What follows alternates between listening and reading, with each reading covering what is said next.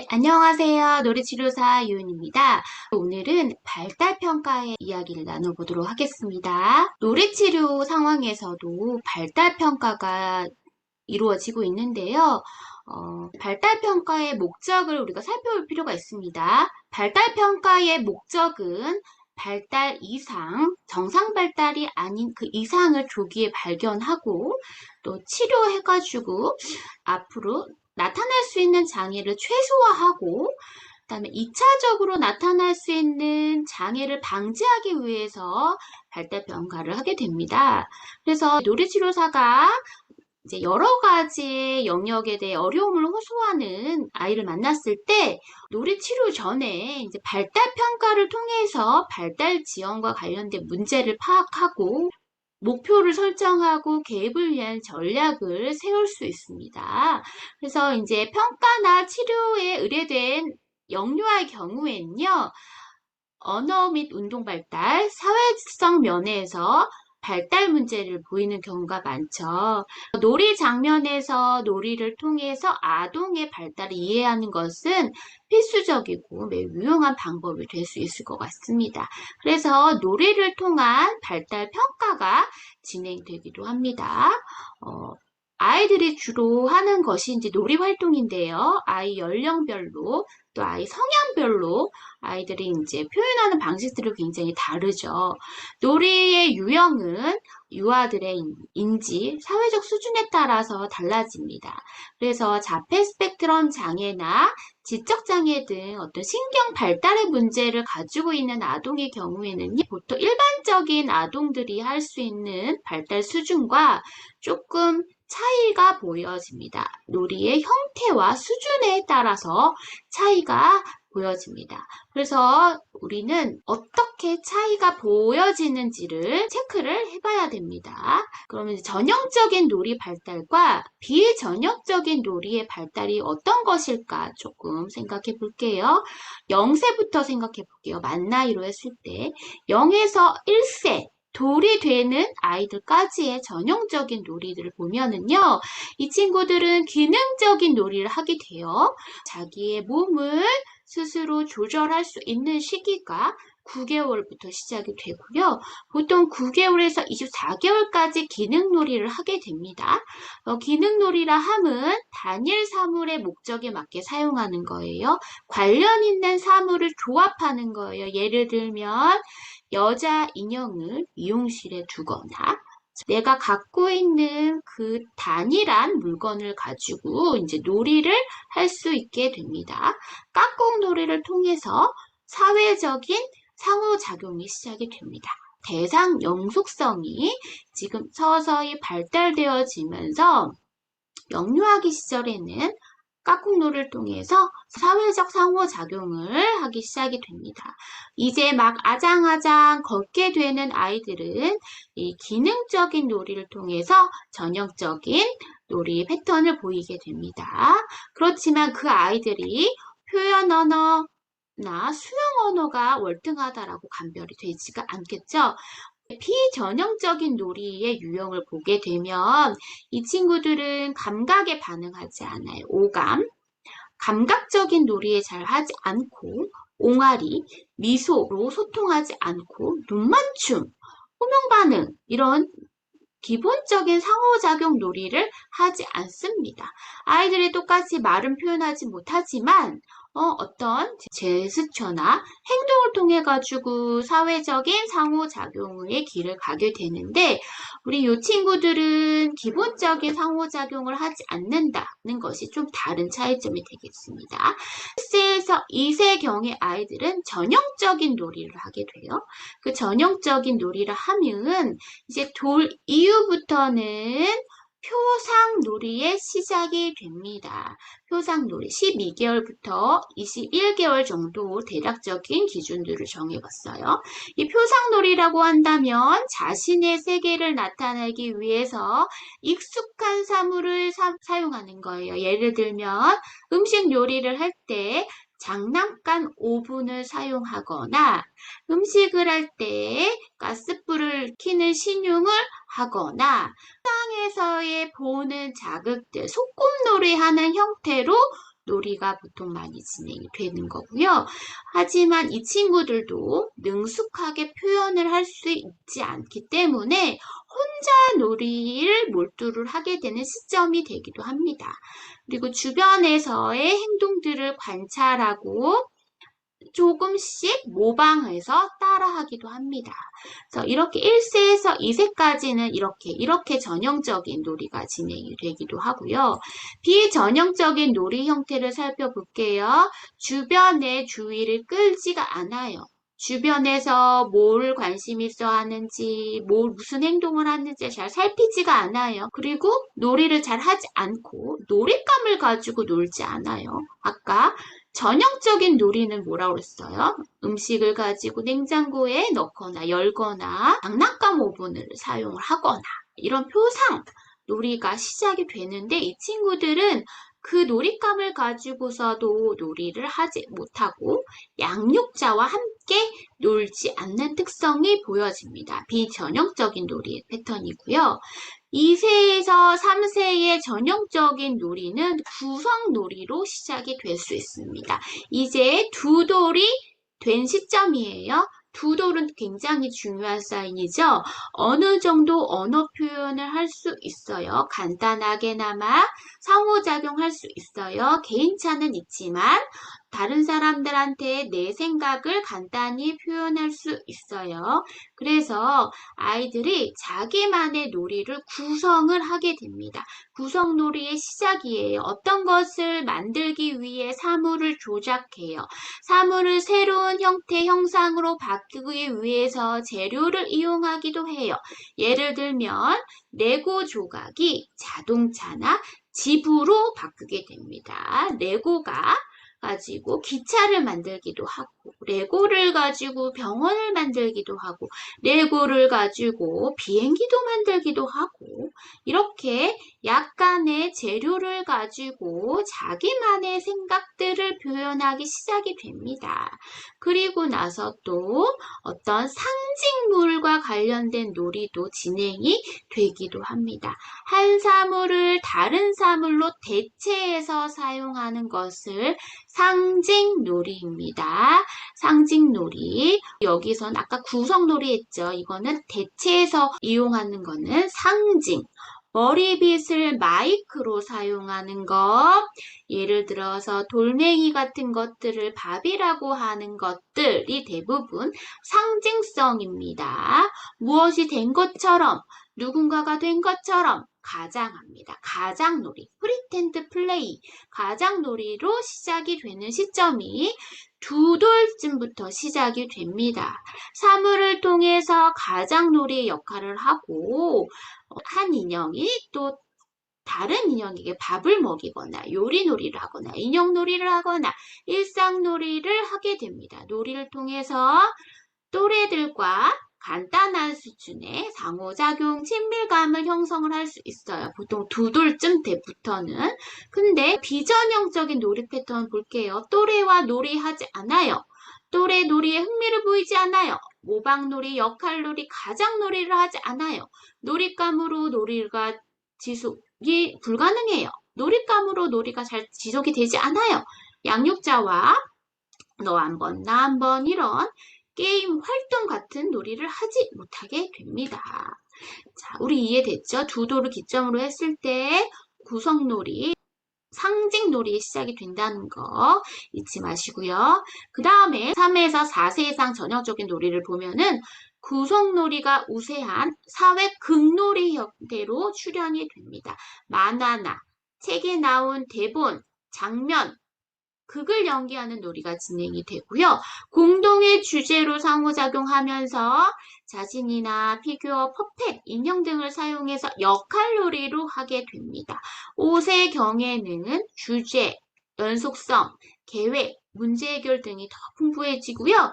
이제 조금씩 연합해서 놀이를 하게 되다가 점점 협동놀이, 하나의 역할을 주고 그 다음에 공동의 작업을 하는 협동놀이로 이어지게 됩니다. 더 많은 사람들이 참여해서 놀이하게 되고 친숙한 역할에 대한 역할놀이가 등장이 돼요. 그 역할놀이 등장은 의사선생님, 병원놀이, 운전사, 교사 등 이렇게 출연이 되는 거고 가장놀이에 또래를 포함을 시키게 됩니다.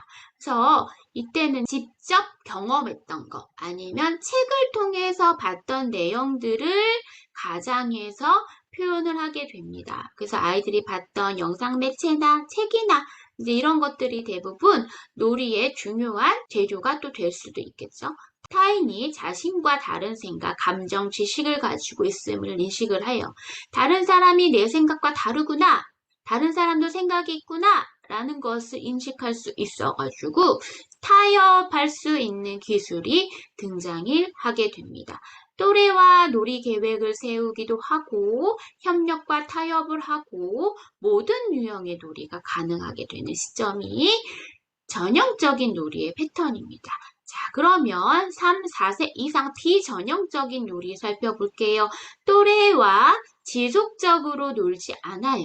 그리고 놀이에 흥미를 보이지 않아요. 같은 놀잇감을 사용해요. 반복적인 주제가 많이 나타나는 놀이만 해요. 역할놀이나 상징놀이는 나타나지 않고 또래의 관심이 점점 없게 돼요. 특정 놀잇감에 집중하게 되고 그 집중은 집착하고 강박적으로 같은 놀잇감, 같은 색깔, 같은 방식으로만 놀이를 진행이 됩니다. 그래서 상징놀이, 협동놀이 등이 나타나지 않게 되고요. 놀이에 대한 흥미와 활동 영역이 협소해져요. 그래서 또래 놀이에 흥미가 없다.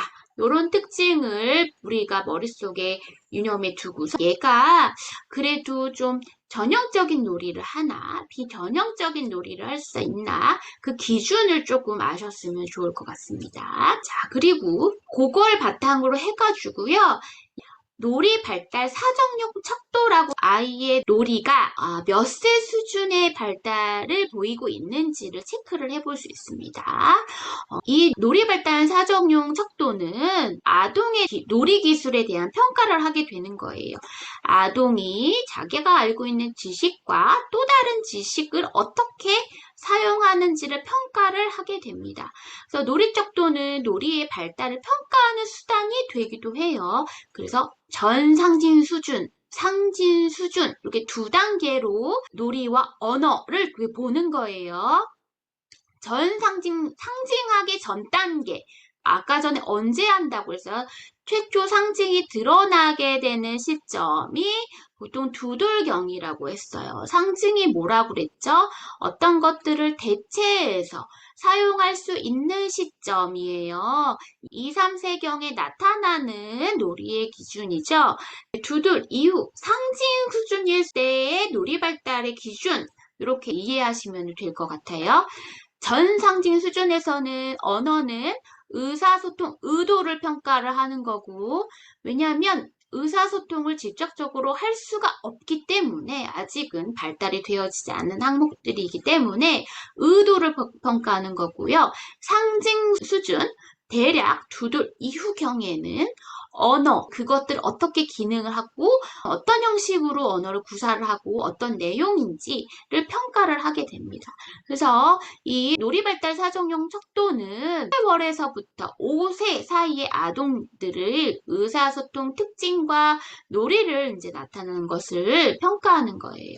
그래서 유아가 사물 및 사람 둘 다 관심이 있는 시점부터 조금 시작하게 됩니다. 첫 시점이 대략 한 8개월이라고 정했어요.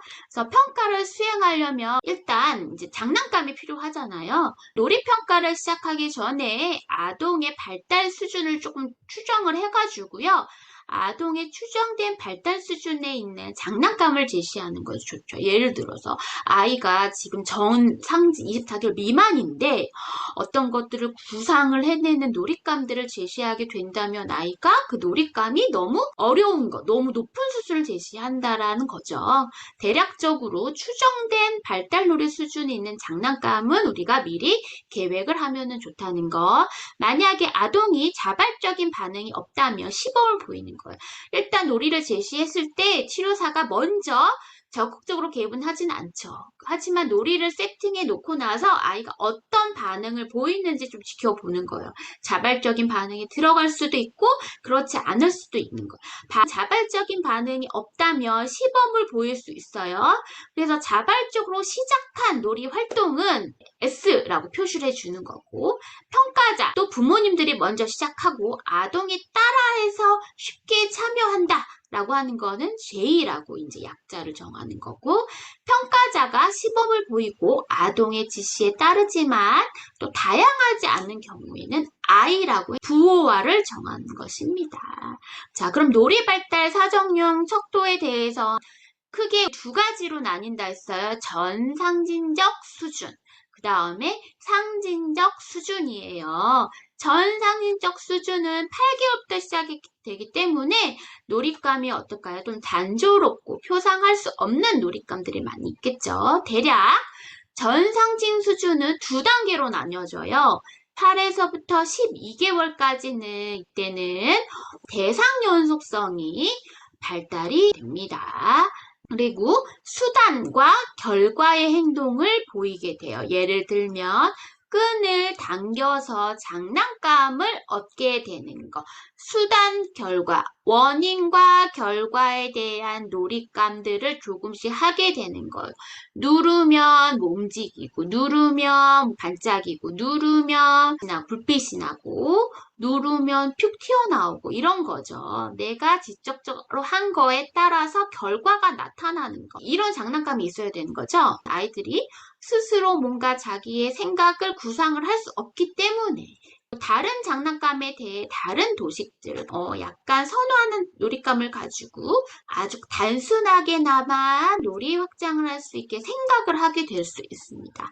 스위치를 누르거나 다이얼을 조작하면서 적절하게 눌러야 된다는 것, 적절하게 빼야 된다는 것들도 배우게 되는 거예요.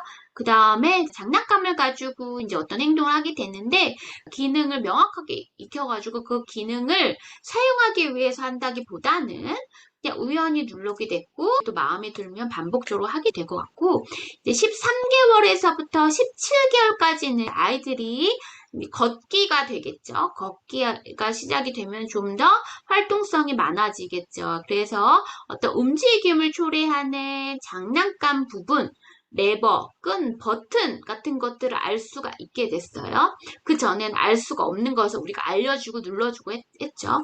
스스로 끈이 여기 있구나, 이거 버튼이 여기 있구나 라는 것을 알 수가 있게 됩니다. 다양한 움직임이 또 시도가 돼요. 밀거나 당기거나 돌리거나 흔들거나 등을 할 수 있습니다. 그 다음에 친숙한 대상에 대해서 자발적으로 사용할 수 있어요. 익숙한 도구를 가지고 컵으로 마시기, 그다음에 머리 빗는 거, 전화로 얘기하는 거. 이거는 친숙한 장면을 많이 본 것들을 재현할 수 있습니다. 보았던 장난감들 사이에서 관계를 구성할 수 있어요. 자동차 안에 어떤 장난감들을 넣거나 다른 컵에 포개는 컵을 또 넣을 수 있고 이렇게 약간 다른 장난감들의 관계들을 조금씩 구성을 할 수 있어요. 여기서는 놀이발달 사정용 척도에서는 17개월을 기점으로 했을 때 상징적 수준이 시작이 되는 시점을 본 거예요. 그럼 17개월에서부터 19개월의 경우에는 아직 두 돌이 되기 전인 아이들한테는요, 어떤 표상적이고 상징적인 가장놀이가 시작이 될 수 있겠다. 그래서 장난감과 대상을 가상에서도 조금 이어져서 사용할 수 있어요. 빈 컵을 마시는 척하는 거, 짠 하고 냠냠냠 먹고 진짜 컵이 아니고 장난감 컵이고 그 안에 뭔가 진짜 물건이 담겨져 있지 않는데도 마시는 척하는 놀이가 진행이 될 수 있고요. 씻기, 먹기 등 일상적인 친숙한 사건에 대해서 가상 행동이 시작이 됩니다.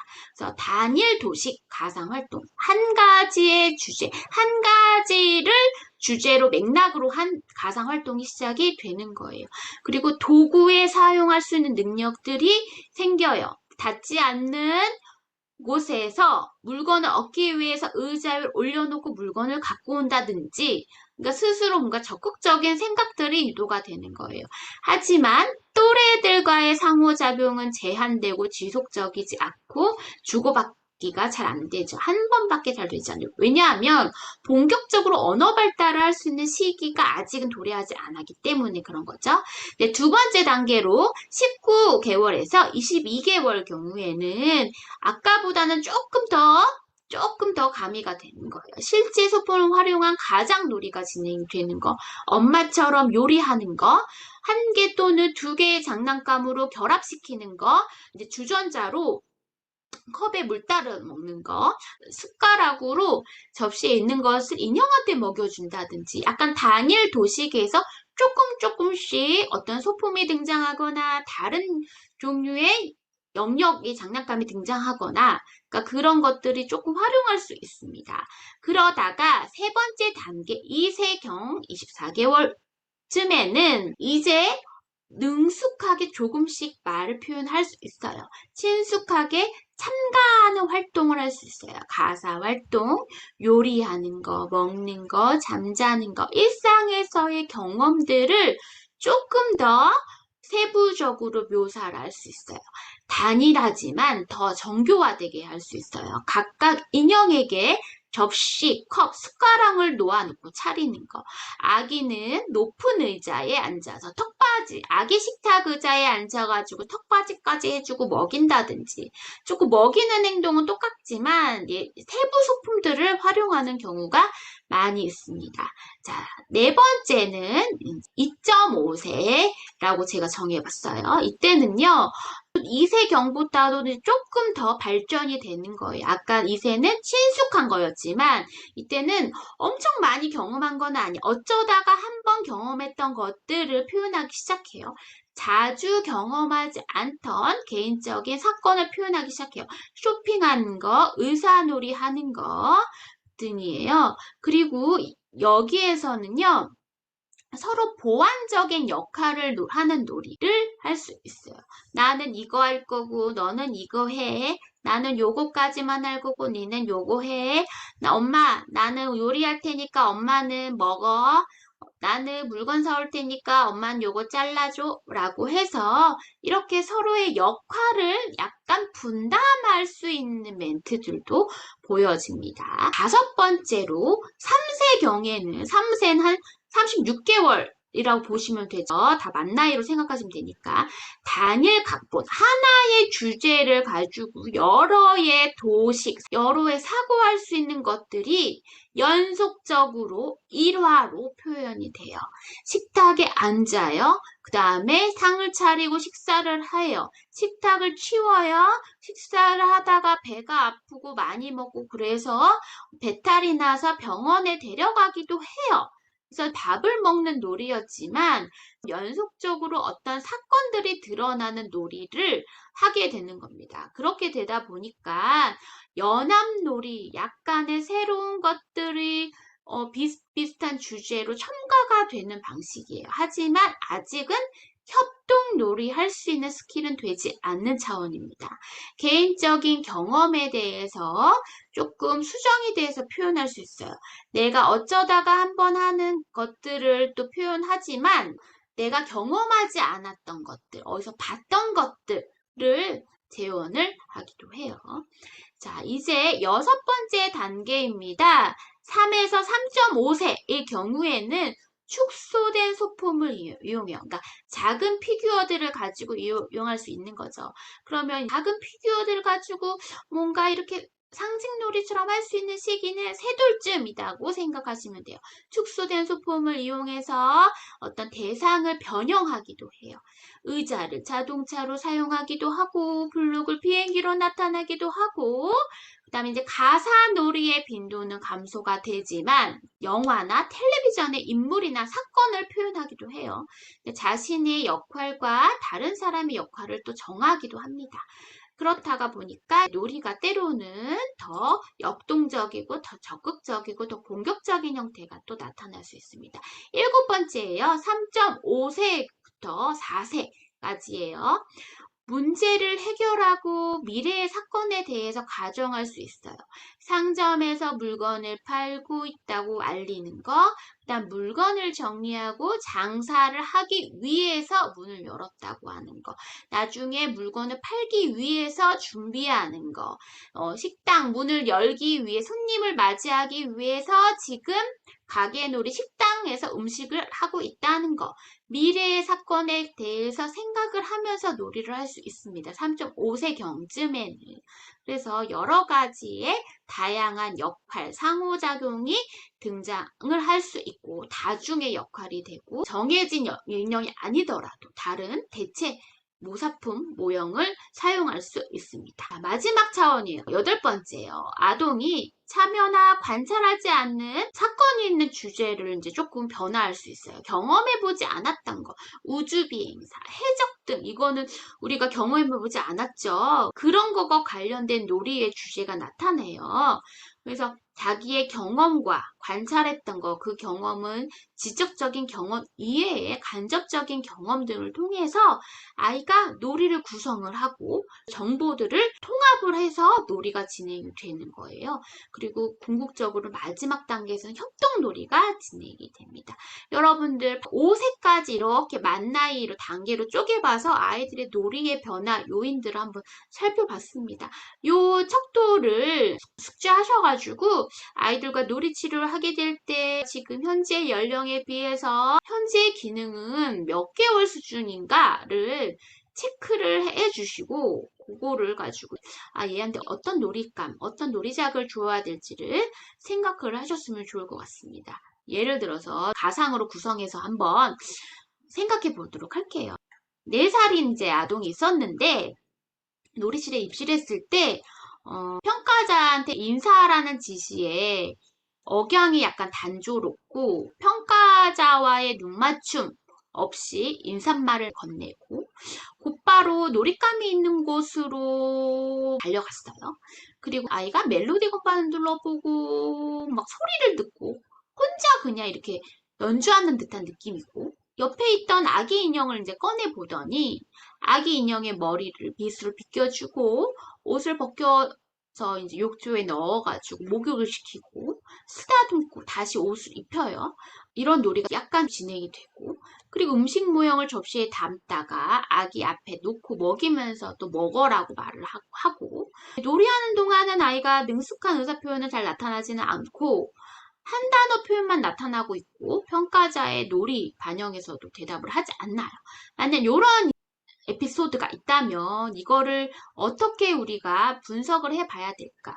아이 4세잖아요. 4세인 아이가 이렇게 놀이를 하는 것이 우리 어떻게 봐야 될까?